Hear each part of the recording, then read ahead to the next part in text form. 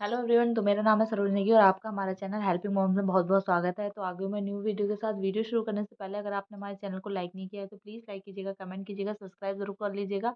और हाँ, bell icon दबाना ना भूलें। बेल आइकन दबाने से ये होगा कि आपको हमारी वीडियोज़ की नोटिफिकेशन मिलेगी।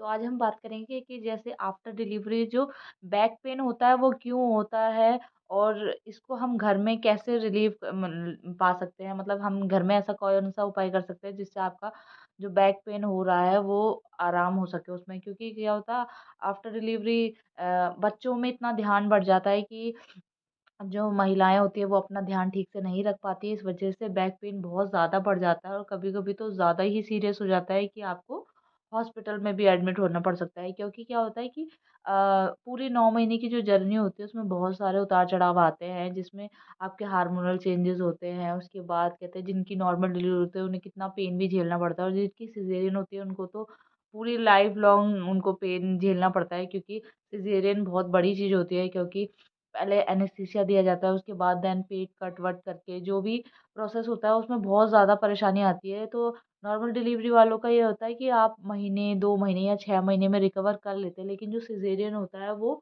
ऑलरेडी आपका एक कट लग गया है, तो उससे क्या होता है कि आगे जाके आपको मतलब स्टिचेस में पेन होने लगता है कभी कभी।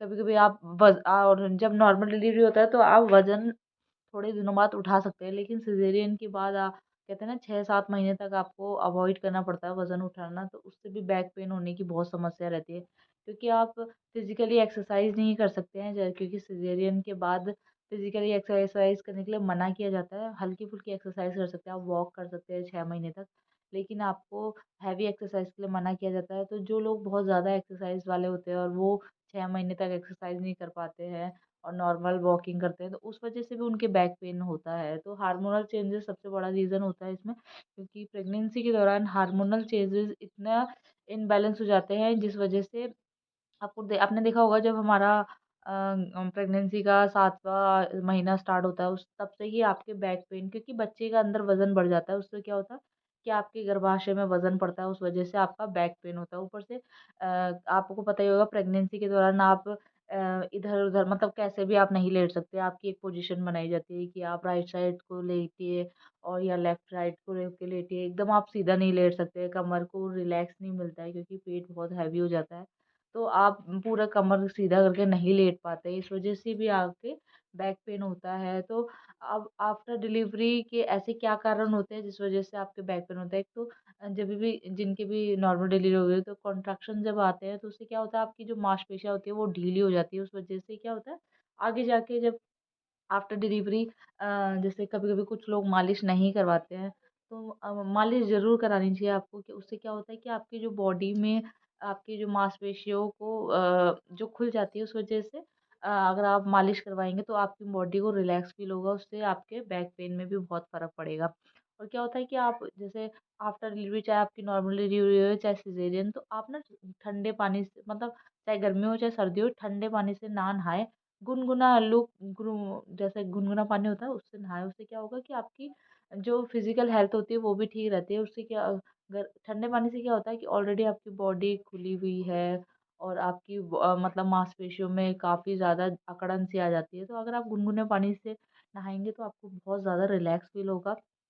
तो आप नहाते समय बहुत ध्यान रखें कि आप गुनगुने पानी से ही नहाएं, कभी भी ठंडे पानी का यूज़ ना करें। क्योंकि मेरी भी 2 बार डिलीवरी हुई है, तो मैंने जब से मेरा फर्स्ट बेबी गर्ल हुई थी तब से ही मैं मतलब ठंडा पानी अवॉइड ही करती हूँ। और पीने में भी मैं चाहे गर्मी हो चाहे सर्दी हो तो हल्का गुनगुना पानी, मतलब हम ज़्यादा ठंडा पानी नहीं, चाहे गर्मी भी होती है तभी भी हम ठंडा पानी अवॉइड करते हैं। बिकॉज़ क्या होता है कि जितना आप गुनगुना पानी पिएँगे तो बच्चे के लिए ब्रेस्ट फीड भी अच्छा बनता है और आपका जो पाचन होता है वो भी अच्छा रहता है। और अगर आपका पाचन अच्छा रहेगा तो बच्चे का भी पाचन ऑलरेडी अच्छा रहेगा।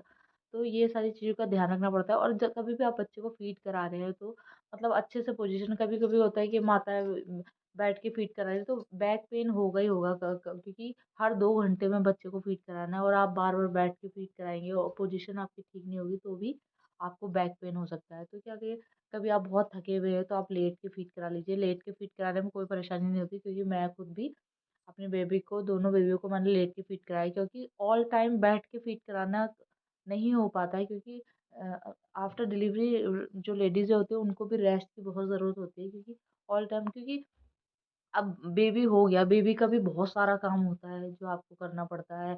ऊपर से घर का भी बहुत ज़्यादा वर्क होता है और जिनका पहला बेबी ऑलरेडी होता है तो क्या होता है कि उनको अपने पहले बेबी को भी देखना है, तो बहुत ज़्यादा आपके शरीर पे प्रेशर हो जाता है कि आपको ये काम करना, वो काम। तो प्रेशर मत लीजिए, थोड़ा-थोड़ा काम कर लेके कीजिए। एक साथ कोई भी काम मत कीजिए, क्योंकि क्या होता है आफ्टर डिलीवरी आप इतना सारा काम आप सोचते हैं आप ये भी कर लें, ये भी कर लें, क्योंकि 9th मंथ में आप ज़्यादा काम नहीं कर सकते। तो आफ्टर डिलीवरी आपको मन करता है कि आप सारा काम कर लीजिए, तो ऐसा नहीं करिए, क्योंकि एक साथ अगर आपकी बॉडी पे प्रेशर पड़ेगा तो आप ना बच्चे पे ध्यान दे पाएँगे, ना खुद के शरीर पे। और अगर आपका खुद का शरीर ठीक नहीं होगा, तो क्या होगा कि बच्चे पे भी आप अच्छे से ध्यान नहीं दे पाएँगे। तो चलिए हम बात कर लेते हैं कि हम अपनी बॉडी को कैसे रिलैक्स कर सकते हैं या आपका बैक पेन कैसे नॉर्मल कर सकते हैं। तो जैसे आप मैंने बोला है कि पहले ही कि आप गुनगुने पानी से नहाइए, उससे क्या होगा आपकी बॉडी रिलैक्स रहेगी।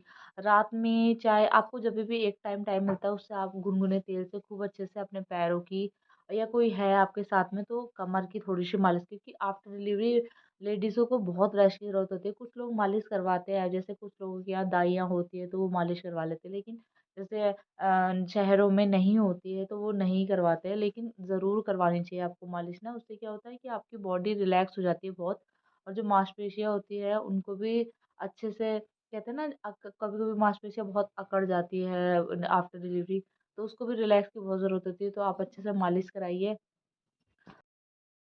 तो आपकी बॉडी को रिलैक्स होगा, तो आप अच्छे से, मतलब आपके बैक पेन में नहीं होगा। और जब भी आप बच्चे को फीड करा रहे हैं तो आप आप अब जो आपका पोस्चर है वो बिल्कुल सही रखिए, नहीं तो आप तकिया लगा के तब बच्चे को फीड कराइए, क्योंकि आप और किसी, जैसे अगर आप अपने बैक में तकिए का सहारा ले सकते हैं। और आफ्टर डिलीवरी आप बेल्ट भी यूज़ कर सकते हैं, जो सी सेक्शन हम मेरा जैसे सी सेक्शन हुआ था तो मुझे भी डॉक्टर ने बेल्ट रेफ़र की थी कि आप बेल्ट लगाइए, क्योंकि बैक में बहुत प्रेशर पड़ता है, क्योंकि पेट में टाँके लगे हैं ऑलरेडी, आप सीधा ना बैठ पा रहे हैं, ना लेट पा रहे हैं, तो आपके टाँकों पे भी खिंचाव पड़ता है, तो आप बेल्ट लगा लीजिए। 5-6 महीने अगर आप लगाएँगे, उसके बाद 5-6 महीने तक ही रहता है बैक पेन, तो उसके बाद बैक पेन नहीं होता है। और अगर आपको मतलब ये बैक पेन मतलब कम नहीं हो रहा, बढ़ता ही जा रहा है, तो आप डॉक्टर से एक बार ज़रूर सलाह लीजिए। और कभी भी आपको बैक पेन हो रहा है, उसके उसके बाद आपको फ़ीवर आ जा रहा है, तब तो आप ज़रूरी डॉक्टर को दिखाएँ, क्योंकि हो सकता है कि आपको कुछ और परेशानी हो रही हो।